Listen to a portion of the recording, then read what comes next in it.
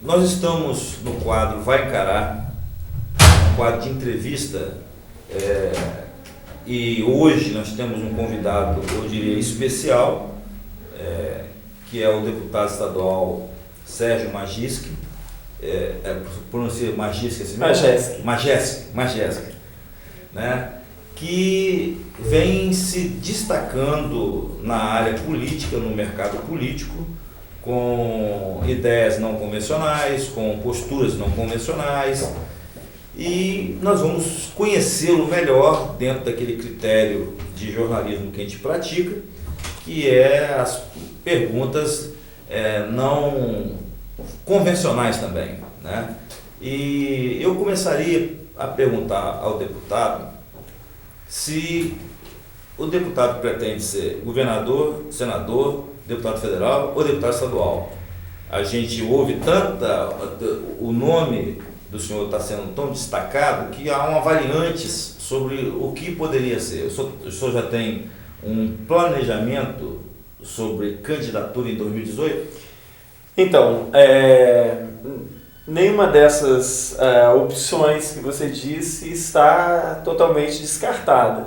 Nenhuma delas? Nenhuma delas está descartada.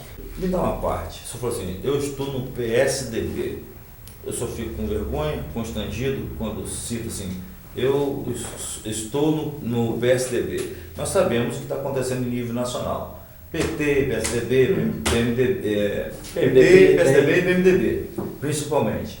E vamos dizer assim, para o eleitor e para quem está assistindo a gente, quando fala PSDB, a pessoa treme, né? PT é a mesma coisa, PMDB é a mesma coisa.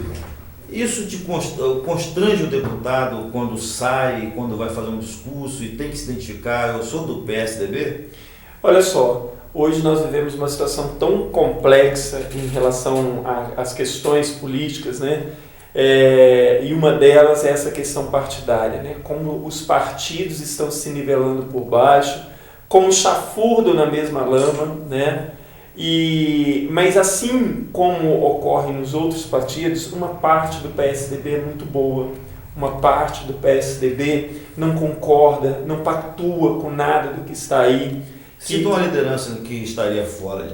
Hoje o próprio líder do PSDB na Câmara, que orientou o voto contra, né, o Michel Temer, é um exemplo disso. Nós temos na executiva do Estado pessoas como o Michel Minassi, nós temos... João Dória estaria no contexto nacional fora disso ou estaria incluído nisso? Eu acho que o João Dória ele faz parte do grupo que pactua com o que está aí, junto com o... Mas o senhor pretende sair do PSDB? Olha só, é uma questão que eu não decidi ainda, mas não está descartada. Então, a questão hoje é que quando as pessoas me perguntam isso, elas dizem, você deveria sair do PSDB. Eu sempre retruco assim, você acha que eu deveria ir para qual partido? Porque hoje o nivelamento dos partidos por baixo, claro que alguns ainda estão fora disso e tal, mas assim, é uma situação complicada, porque a questão... O senhor acredita que o eleitor em 2018, ele vai fazer como sempre fez, não importa qual partido, vou votar na pessoa, ou essa questão do partido, agora, eu digo o partido maculado, ele vai prejudicar o indivíduo? Olha só, eu acho que são as duas coisas assim, que ainda vão acontecer. Mas eu acho que o ano que vem a eleição tende a ser mais personalista, né? Assim, das pessoas votarem muito mais na pessoa do que nas eleições anteriores, do que vinha acontecendo. Agora, eu acho que ao mesmo tempo também pesa, a questão partidária também vai pesar, assim, os partidos que estiveram mais envolvidos em todas essas questões, né, também vai pesar. Mas eu acho que vai pesar mais mesmo essa questão da pessoa. Olha só, nós temos exemplos variados, seja do Japão, seja da Coreia, seja de Taiwan, seja de Singapura, seja da Finlândia, mais recentemente a Polônia, a China agora, que assim, a gente não tem que reinventar a roda. Então esses países revolucionaram a sua história através da educação, mas não no discurso, mas com políticas educacionais sérias, que os levaram aonde estão nesse momento. Nós nunca fizemos isso verdadeiramente. Então, de tempos em tempos, você aparece com uma novidade. Agora, no Espírito Santo, a Escola Viva. O governo federal é a reforma do ensino médio. Olha só, tem 3 pilares que faz com que estejamos onde estamos na educação. Qualificação e remuneração do profissional, estrutura e infraestrutura das escolas, condição de acesso e permanência do aluno. Se nós não resolvermos isso, não adianta você falar em projeto, em escola viva, em reforma do ensino médio, porque isso não é resolvido. E isso, sobre essas mudanças, nós temos que admitir que o governo executivo é quem implementa essas políticas. Exatamente. Né? Isso não sente tão, assim, o senhor é deputado que tem essa visão, mas se o governo não tem, há um conflito de interesse político local e também em termos do Brasil. O senhor disse bem, não há uma, como poderia dizer, uma educação de base linear no seu conjunto, porque há um monte de políticas públicas que se conflitam. Uns querem tempo integral, a escola viva, aí o governo federal vem com propostas de currículo escolar. Porque os governos estão interessados em resolver nada. Por que se hoje o grande problema na política é a corrupção, por que não começa se discutindo radicalizar a punição para políticos corruptos e partidos corruptos? A reforma deveria começar com essa discussão. Isso nem entra na discussão. Porque ninguém vai ser autopunido. Exatamente. Então, olha só, o que adianta eu fazer voto distrital ou distritão ou financiamento público ou privado se as pessoas continuarão fazendo as mesmas coisas que elas fazem hoje? Essa proposta radical para zerar. Aí o pedreiro, sei lá, pedreiro não digo, mas um professor, um advogado, um psicólogo, vai ter condição de disputar em questões iguais, porque o deputado sabe que nós vamos ver muitos rostos iguais que estão nessa questão da lama se reelegendo. Eu acho que a sua visão também é utópica. É utópica, eu disse que é utópica. Olha só, hoje você já vê isso, e talvez aqui em Cachoeiro tem exemplo disso.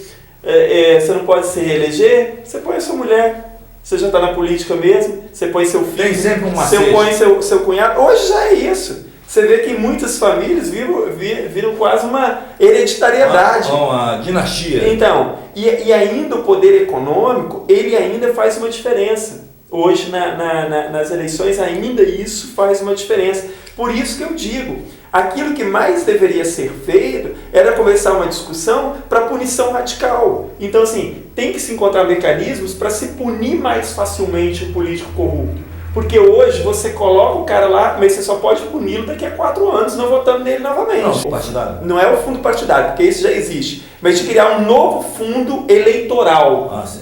Um novo fundo eleitoral com previsão de 3, 4 bilhões. Você fala, compensar o Caixa 2. Vamos dizer não assim. É compensar o Caixa 2, é a dificuldade que os caras estão tendo de ter a financiamento de campanha. E como sabe que isso vai ser dificultado, então muito provavelmente, agora tendo o Michel Temer na mão, porque eles sentiram a fragilidade do presidente, provavelmente esse fundo deverá ser aprovado até o final do ano.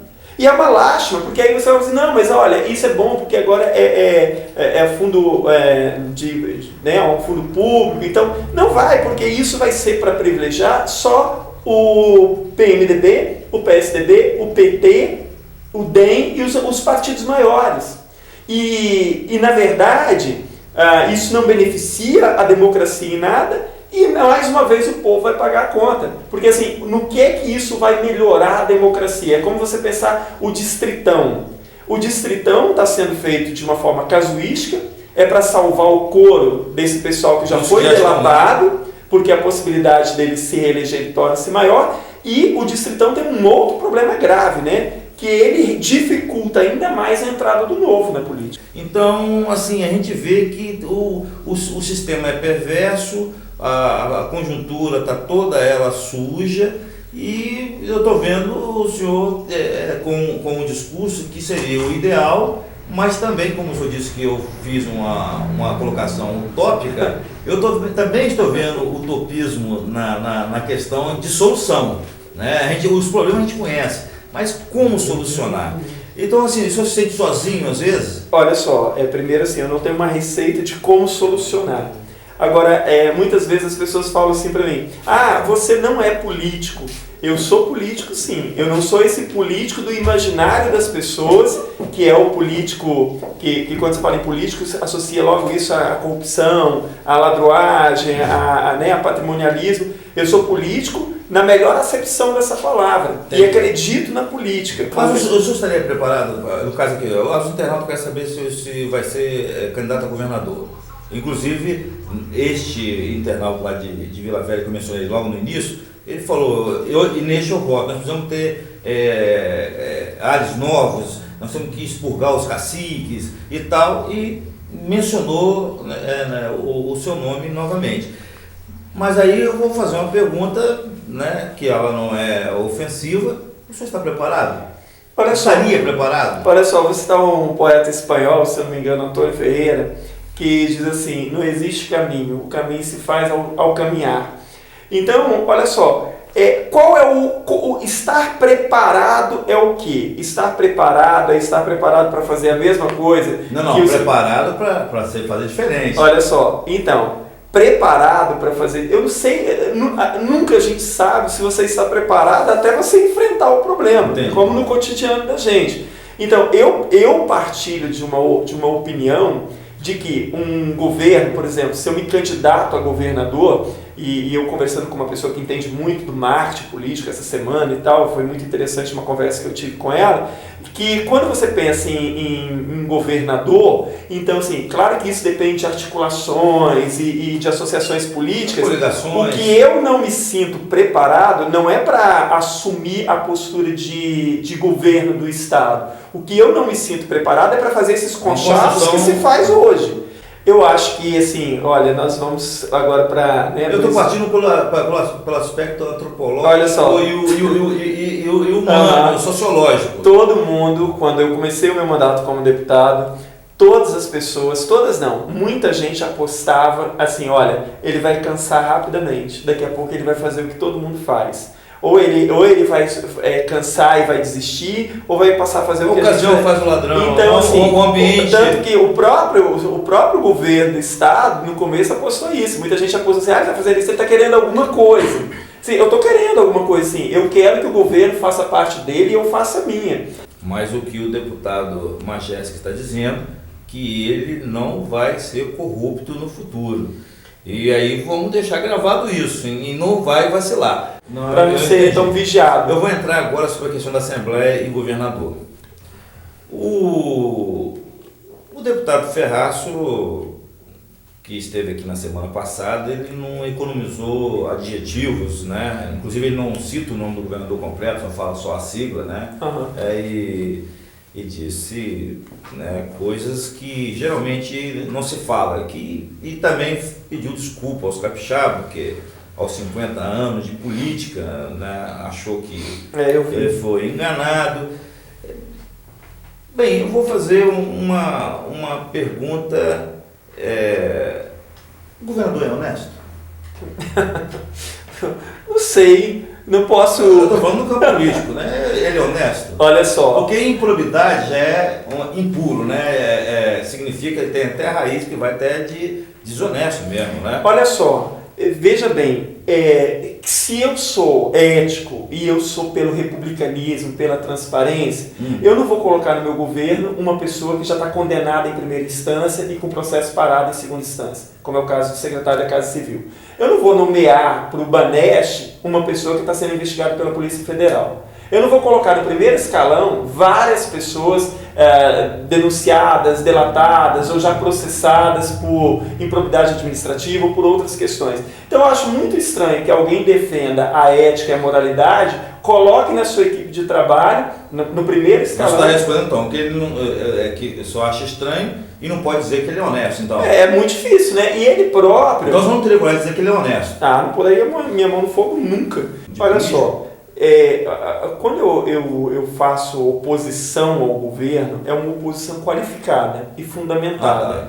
Então eu não faço oposição por oposição, eu faço oposição porque eu estou decepcionado com Paulo Artuni. Eu nunca achei que o Paulo Artur fosse muito melhor do que isso que eu acho dele hoje. Mas também então, os outros têm direito de ficar decepcionados. Então, hoje, assim, por exemplo, quando você fala, por exemplo, do Teodorico Ferraz falando do Artung, ele conhece Artung muito mais do que eu, porque ele já foi aliado de Artung, já estiveram juntos, como presidente da Assembleia, ele foi altamente subserviente. Assim, controle da maioria. Tem mesmo. O senhor pode entender, já que o senhor disse sobre o Tribunal de Contas, que o governador, no caso, vamos falar o governo, não porque o governo é composto por muita gente, mas o governador, ele tem essa fama de influenciar outras instituições. Isso é notório. Tribunal de Justiça, Ministério Público, Tribunal de Contas. Ele tem um controle. Claro, isso é notório. Ali, o tempo inteiro, estão se locupletando. Então você vê, por que o processo que está parado lá sobre o posto fiscal no Tribunal de Contas não anda? Não anda. Porque todo o inquérito, todas as denúncias que atingem diretamente o governo são engavetadas ou nem andam, ou nem começam. Porque é impossível, com tudo que está acontecendo no Estado, a quantidade de denúncia que já foi feita no Ministério Público, que nada anda. Então, assim, existe sim aqui no Espírito Santo... Não há nenhuma condenação que saia, né? Há aqui no Espírito Santo... o tempo inteiro se locupletando. Governo, o governador, Tribunal de Justiça, Ministério Público, Tribunal de Contas, Assembleia Legislativa, é o tempo inteiro.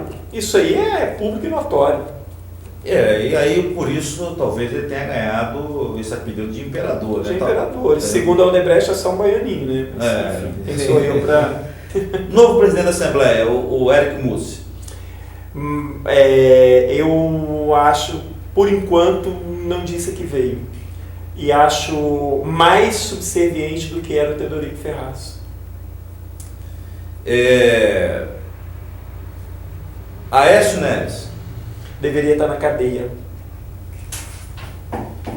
Lula. Deveria estar na cadeia.